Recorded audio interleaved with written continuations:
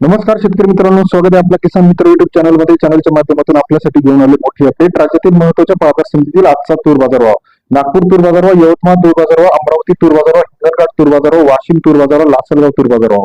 राज्यामध्ये तूरच्या दरामध्ये मोठी चढ उतार होत आहे. सर्वोत्तम तूर बाजारभाव मिळाला कृषी उत्पन्न बाजार समिती हिंगणघाट या ठिकाणी 8,600 रुपये.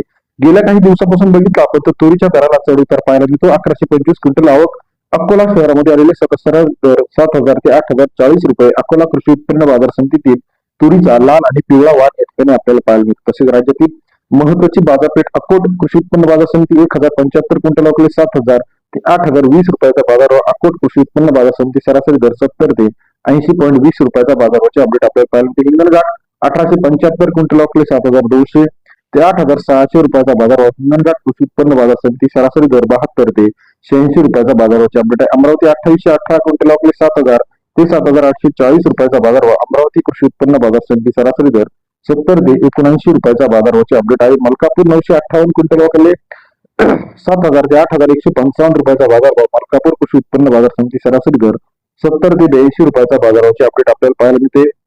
तसेच लातूर मार्केट 1450 क्विंटल अकोले 7,400 ते 8,022 रुपयाचा बाजारभाव.